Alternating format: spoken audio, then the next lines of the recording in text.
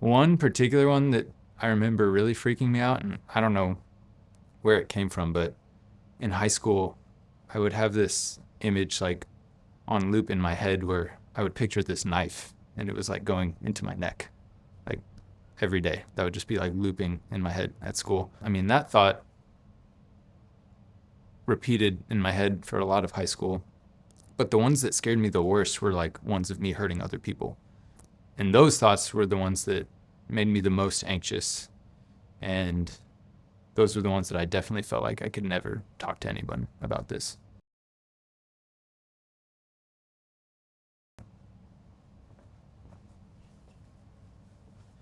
My name is Sam, and I've been fighting anxiety my whole life. Anxiety. I feel like anxiety is a buzzword these days. What does anxiety mean to you? How would you define it? Um, Boiled down, I think anxiety is just a type of fear. Um, Sometimes it's harder to control for some people than others, I think. But at the end of the day, it's just being afraid. Being afraid of what? Um, it can be anything. Sometimes with anxiety, in my experience, at least, it's hard to even pinpoint what it is that you are afraid of. It's just a feeling you're experiencing. It actually takes a lot of work to figure out what that's coming from. Can you describe what anxiety feels like for you? Yeah. Um, for me, when I'm anxious, it feels like I can obviously feel my heart start beating faster, and it literally feels like there's a massive weight just like pressing on my chest, where it's harder to breathe. Um, Sometimes it feels like there's like a hole like in my chest, like something feels like missing. Yeah. How old are you? I'm 24. So, 24 years of life. You said that you've been fighting anxiety your whole life. How would you best sum up anxiety in your life specifically? Does that make sense? No. Okay, so I guess the question is kind of like at 24, how do you perceive this whole thing in your life? How do you view it? How do you process it? um, I view it. I don't view anxiety as something that God has like put on me. I just believe that the way that He made me and the way that this fallen world is, that I'm more predisposed to it maybe than some people. Um, but I don't necessarily view it as there's like something maybe super like wrong with me. It's just something that I have to face in this life. It's difficult for me. Can you remember the first time that you were able to pinpoint, oh, this is anxiety, I'm feeling anxious? Yeah, I mean, I think my earliest memory of feeling anxious was in first grade, I think. Um, I remember going to school every day and just crying in my class because I was so worried that my parents were going to be dead when I got home, which sounds like crazy. Like, why is a first grader thinking about that? I don't know why I was thinking about that, but that was just a fear that I had that my parents weren't going to be there anymore. Um, so I remember in first grade, I had this like little notebook where I would like write my stuff in, and I had a picture of my family in it so that when I got to school every day, I could like look at the picture and be comforted, that they're still here. Yeah, that's my first memory.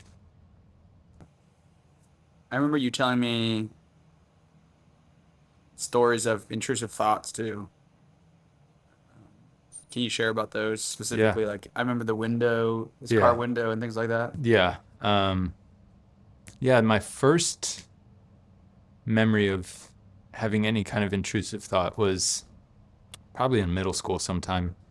I was just outside washing the car. That's just something I did. I was washing my dad's car, and the thought just popped into my head because I was standing there in the driveway, and there was these rocks next to our driveway. I was like, dang, I could just pick up this rock right now and smash the window. Like, there's literally nothing stopping me from that. And like, I feel like everybody gets like random thoughts like that. It's like, whatever, just it's just a random thought. But for me at the time, I had no idea how to process that. I was like, dang, am I a terrible person? Like, for thinking about smashing my dad's car. And that's like a really stupid, simple one. But I mean, when the thoughts get bigger and scarier, then that's when real anxiety starts coming. Can you share some of those really scary thoughts that you've had? Yeah. Um, I don't like to, but I can. um, Trying to think. One particular one that I remember really freaking me out, and I don't know where it came from, but in high school, I would have this image like on loop in my head where I would picture this knife and it was like going into my neck like every day. That would just be like looping in my head at school. And I don't know where it came from, and I didn't know like how to deal with that. Um, and I didn't know how to stop thinking about it. Like the harder you try to not think about something, the more you're going to be thinking about it. Like don't think about a purple elephant. It's impossible. And so I had no way of knowing where it came from. So I started thinking like, wow, I'm this really messed up person thinking about hurting myself all the time. And I didn't want to hurt myself. That's why it scared me so bad. It's not like I was depressed and like thought that I should inflict pain on myself. It was more like I was having these random thoughts and I didn't know what they were coming from.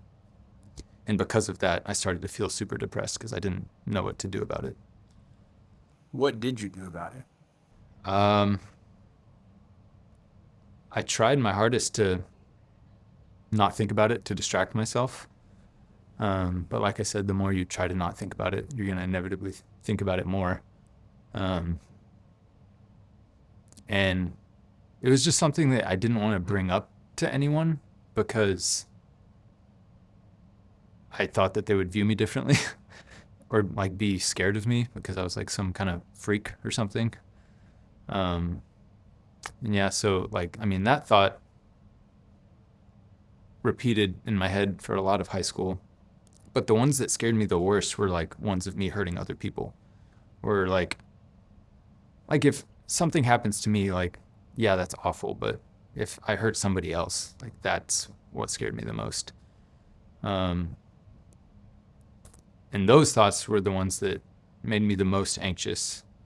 And those were the ones that I definitely felt like I could never talk to anyone about this. What was the first time you experienced that? Um, Do you remember the thought that you had? yeah, I remember something that's always scared me, like the worst, is school shootings. Like, that's like the most awful thing that you can imagine, like the most senseless form of violence. And I used to see it come on the news all the time, like, especially when I was younger. I feel like it happened like every other month. There was like another one. And I'm like a very empathetic person. So I'm always putting myself in other people's positions. Like, how is this person feeling right now? Like, I'm super aware of what other people are feeling around me, like trying to understand how they process things. And so, like, I remember being super young and like seeing that stuff come on the news and like not being able to process how someone could ever do that. Like, it just doesn't click. And like trying to figure out like what would possess someone to do that and like putting myself in their shoes made me super anxious and depressed because like that's just such a dark place to be and such a dark thought process to go down, trying to understand something that maybe is impossible to understand. It's not meant to be understood because it's not something that God set into place. Yeah. Um, you said that you didn't want to share with anybody because you didn't want to be seen as a crazy person or freak. Did you have you shared with anybody before? Um, I have a couple friends from college I've talked to about it. And I think I shared a little bit with my dad in high school. He was always super great about telling me that I can talk to him about anything. Like he's always here for me. Mm-hmm. He always made that super clear. So in high school, did you share these thoughts with your No, parents? I mean, I think one time I kind of talked to my dad about it because I remember I was sitting at the kitchen table. This was probably like 11th grade, and I'm studying for the SAT coming up, and we had a tutor that would come to my house and like help me study for the SAT. And it was just me and my dad there, and the tutor was on his way, and I was like trying to study, and I think I just started crying because I couldn't like deal with the anxiety anymore. And so obviously my dad knew something was wrong, and we kind of talked about it a little bit because that was a time where I was seeing all these school shootings on TV and not being able to process like how is this happening, and then like picturing myself in those people's shoes and like wondering like how does someone come to the point where they do this, and then getting confused, like thinking like am I actually having those thoughts? Like that's the most terrifying thing that I've ever experienced. And like now looking back on it, I can tell you like those weren't my thoughts. That's just something I was trying to process, and I think the devil used my vulnerable nature to try to pin that on me. And I just had no idea how to process that. But anyway, I talked to my dad a little bit about it, but long story short, the tutor came and I had to go to the bathroom real quick and clean up my face and keep studying. But um, that's really the only time I remember talking to him about it. Um, yeah. Um, do you think that this is a generational thing, or is it more towards just how you're wired, or both? I, from what I've seen for our generation, I feel like anxiety runs pretty rampant. Like it's not an uncommon thing. Um, and at the time when I was dealing with these particular scary thoughts, I thought I was the only one, and that's why I didn't talk to anyone about it. But the older I get, the more I definitely see more people in my generation dealing with different forms of anxiety. If you could go back to high school and talk to yourself, what would you say? The first thing I would say is that you're not alone. You're not crazy. Because I remember the first time that I started to feel any semblance of hope is when I was like so desperate that I was just Googling, like, what is wrong with me? Like, I'm having like these symptoms, like having these terrifying thoughts and I can't control them. What's wrong with me? And I don't know what it was, maybe some kind of medical page, but I found this thing about a form of OCD. They call it pure OCD. And it's basically like being unable to control your intrusive thoughts, where most people would just think of that and like process it and push it away. Like some people just have a really hard time of doing that. And I like resonated so hard with that article. Like it described me like perfectly to a T. And from that point on, like that's what gave me like a little bit of hope to keep going, is because I knew that I wasn't the only one out there that was going through this. So if I could go back, I would definitely tell myself that you're not alone.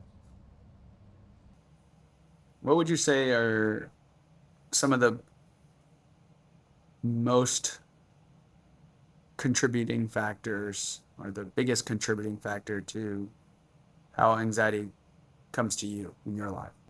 How it comes to me? Um, I don't know. It in different stages of my life, it's looked very different. Um, a lot of it overall, though, has come from media that I consume, whether it's news or whatever. It just implants thoughts in my head that aren't healthy and that are hard for me to stop thinking about. Um,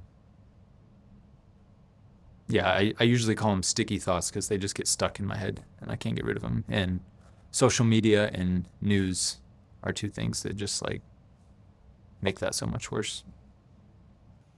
Do you have any sort of process that you go through now whenever you start to get sticky thoughts? I think the thing that helps most is to talk about it immediately. Usually I'll talk to my wife, Kylie, and she's super understanding. She knows my thought processes and my tendencies. Um, and that's the thing that I was missing, I think, in high school, is that I had no one to talk to about it, and it just kept building. But that's usually my first step, because when you're in the situation, your head is so clouded and you can't think clearly. You're just like overcome by fear. But when you bring someone else into it, they're able to like take you by the hand and lead you through it. Where like you're blinded, they can um, pray with you, talk through it, sit with you. It's helpful to have someone else there. Tell me how your relationship with God has helped you with your anxiety. Yeah. Um, I mean, originally I was both mad at God and questioning him. Like, why would you let me have these terrible thoughts? Like, I'm trying my best to serve you. Why are these thoughts coming to my head? Um, but the thing that kind of finally started to switch my mindset of like me having all these thoughts and thinking like, what if I did this that ruined my life forever? Or what if I hurt this person in this way? Um, I was talking to a mentor when I was younger in high school, and I was kind of like telling him about this more loosely and not being like super specific, but more just voicing the fear that like, what if I ruined my life? Like that would be terrible, and I'm like super scared of this. And he shared with me Romans 8:38 and 39, which basically says that like nothing under the sun or anything in all creation can separate you from the love of Christ. And that like really got through to me. Like I realized that like what Jesus did on the cross covers literally everything, and I'm safe. Like I don't have to fear anymore. Um, and I mean, to this day, that is a concept that doesn't cease to fill me with awe and peace, because I know that I'm covered. Like I don't have to be afraid of myself or what anyone else can do to me. That reminds me of your tattoo. Can you show your tattoo and explain it? Yeah, it's a sparrow. Um, and I got the idea for this tattoo in a time of my life where I was super anxious. This was about 2-ish years ago. It was right before I was getting married.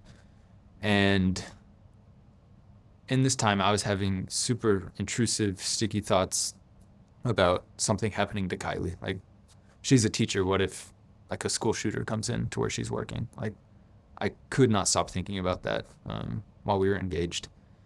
And in that time, I really started to question God. Like, I've never had any doubt that God is real. Like, for me, looking around at the world and, like, people's interactions and just, like, creation just reveals him everywhere to me. Like, I know he's there.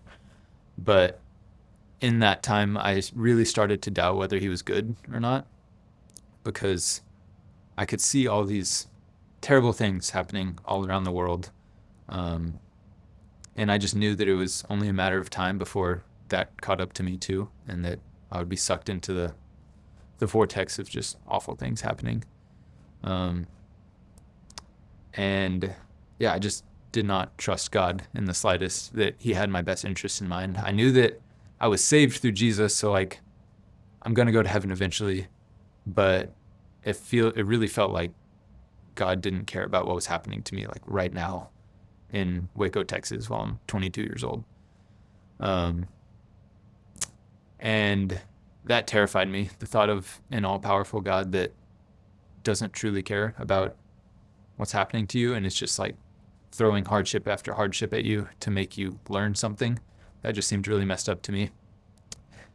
And in that time, I was so anxious to the point where I was having like a panic attack every day, like just like laying on my floor, like can't move in my apartment, like hyperventilating, crying, because I was so scared of God and what I thought he was going to do to me.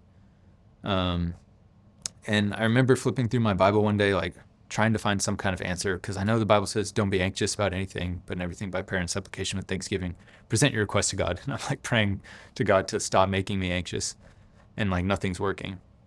But I finally, one day I'm just flipping along, and I come to Luke 12. And in Luke 12, it says, do not be afraid of the one who, after he has killed the body, has nothing else that he can do. But I will tell you who to fear. Fear the one who, after he has killed the body, has the authority to cast into hell.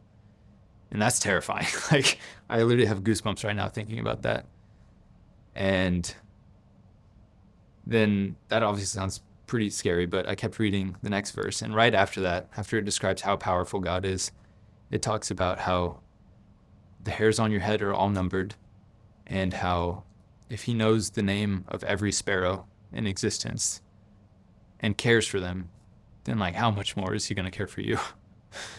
And I don't remember ever reading a verse that hit me as hard as that did in that moment, because this whole time I've been terrified of God and like just like counting down the days until he strikes me down and gives me some hardship to make me learn. And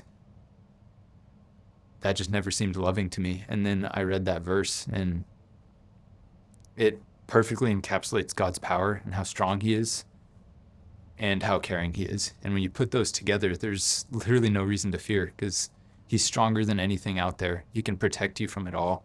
And yes, you're going to face hardships, but he's with you through it all. He cares for you. He knows your name. Yeah, that's why I got the tattoo.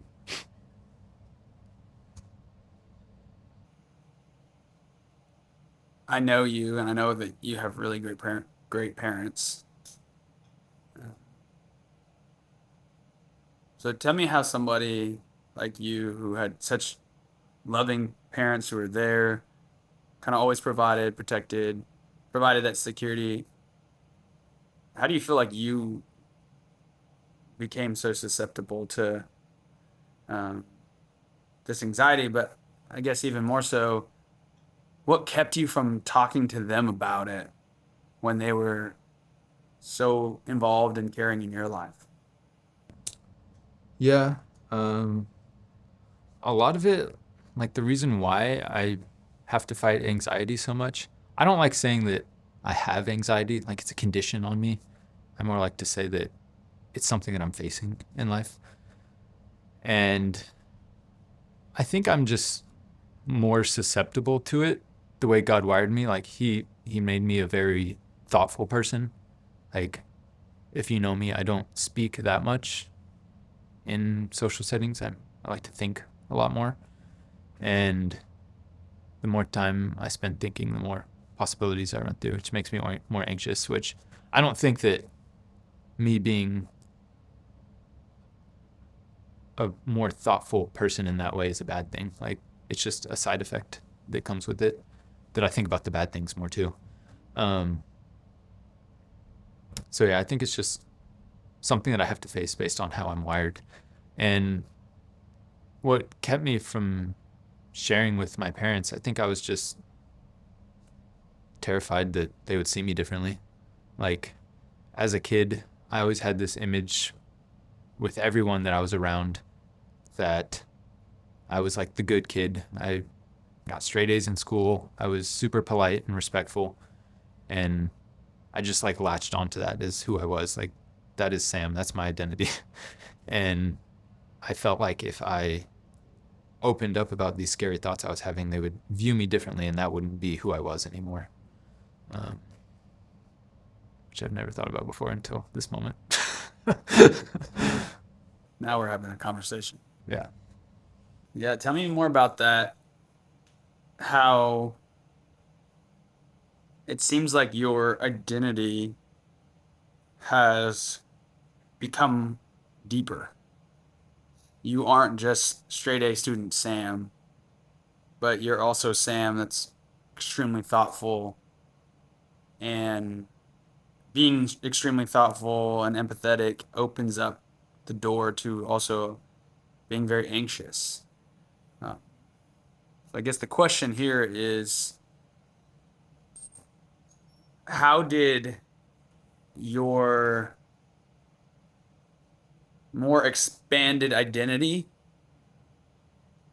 help with you and your struggle with anxiety? Does that make sense? I think so. Yeah. I mean, when you don't have to latch on to an identity that can be stripped from you, that's when you start to experience peace, I think. It's when you're trying to hold on so tightly to this thing that could be taken away in an instant. Like, probably won't. Like, my identity of being the good kid, being polite, respectful, kind. Like, I'm probably still going to keep being those things. But what scared me is thinking about what if it could get taken away in an instant? Like, that's within the realm of possibility. Like, I have free will. I can do what I want. And that's what was terrifying. But once I started to realize what my true identity was, and that it doesn't at all depend on what I do, it's how God made me, and that there's absolutely nothing that can take that away, that's when I started to experience peace for the first time. And it's not like I heard that truth and anxiety was stripped from my life forever, and I'm just this super peaceful, happy person all the time. Like, no, I still run into instances of anxiety and things that terrify me in my life pretty frequently, but I can face it now knowing that I don't have to be afraid of coming out on the other side a different person. Like, I'm solidified in who God has made me as his son. He loves me no matter what I do. And he is so powerful that he can protect me from anything, and he has my best interest in mind. And so with that as my identity, it makes it a lot easier. Maybe not easier. No, it makes it easier to face the scary things that I encounter. Yeah. What would you say is worse? Having all the intrusive thoughts or being too afraid to share those intrusive thoughts? Hmm. Definitely being too afraid to share them. Because, I mean, I still have intrusive thoughts now, but my life today is way more peaceful and better than it was when I was in high school and I was too afraid to share them. Really, college too. I didn't really share them much until the last year or two. Um, but being able to share and not hiding in the dark, that is very liberating. Even if you still have the thoughts, if you can share, then you feel more free. Yeah. What encouragement would you give to other people that are struggling with anxiety, intrusive thoughts, and just that kind of feeling of isolation? Yeah, I would say the first thing I would say is that you're not alone. Like, no matter how crazy or scary your thoughts are, I guarantee you someone else out there has gone through the same thing. Because I was convinced for the longest time that I was alone. And through talking to friends that I made in college, I realized that people went through the exact same thing I did. Like, I literally have friends who deal with the same thing. So you're not alone, is the first thing I would tell you. The second thing I would say is that life is so much better in the light. When you try to hide things, that's when you start believing lies um, that aren't true about you. But the devil has considerably less power with you, over you, um, whenever you bring things to the light and you're walking with other people in it. Um, there might be some people out there who judge you for what you say, um, but that's not right. Christ doesn't judge you, and I would encourage you to find a community of people who understand you. Um, I know it can be difficult, but it's so worth it to find a community. Um, there are people out there who will sit with you, listen to you, understand, and not turn you away because of what you're facing. I'm proof of that. Like, I will listen to you if you have anxiety, something you're scared of that you're facing, and I've met other people who will do the same. You said earlier that you were nervous, a little bit anxious about this conversation right now. How has it gone in the last 30 minutes? Pretty good. I mean, it's not comfortable to talk about. I don't like necessarily telling people that I had thoughts about hurting other people or hurting myself. Yeah. Like, there's still that slight idea that, oh, what if people view me differently, especially the people I know that are watching this, who have not heard this about me before. But the way I see it is that, like, when I was younger, I would have done anything to hear someone else say this, to know that I'm not alone, to know that there's someone else out there having these same thoughts, going through the same thing. And so, I mean, how could I not share that and share how God has strengthened me and given me peace with other people who are dealing with the same thing? Do you expect that this anxiety will just go away for good? No. Um, Throughout my whole life, I mean, there've been different stages of anxiety. It's always looked a little different. And I mean, recently in life, I haven't faced it as much. There's days where it kind of flares up more. Um, and it's fewer and far between now, but it'll still come up every once in a while. And there'll be like a stretch of a few days where I'm just really feeling it. And it's hard for me to focus on other things.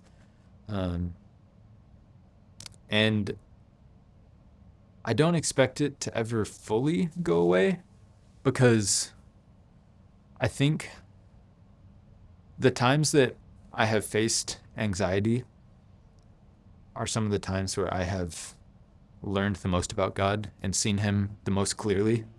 Like the time where I read the verse about God being more powerful than anyone, being able to kill them and send them to hell, and how caring and loving He is. Like that's probably one of the times in my life where I've seen God so clearly. And I think if my anxiety was fully taken away, I wouldn't have those moments as much anymore. Um, yeah, I think God uses those moments when I'm super anxious to show Himself to me more clearly, which I'm thankful for. Probably don't do this super often, but the last thing I'd ask of you is if you would speak directly to those who experience what you talked about and give them a word of encouragement. Yeah, I would say if you resonate with anything that I said, um, my biggest message is that you're not alone. I see you. I can't like actually see you, but I know who you are. I know what you feel like because I've been there. And there is light at the end of the tunnel. Um, I know it seems like it won't ever get better, but God can use the worst situations, the worst thoughts, the worst fear to bring you closer to Him, to give you peace. And that peace is absolutely worth fighting for. It's not always easy to discover, but it is there. And um, yeah, keep fighting for it. Great. Thanks, Sean. Yeah.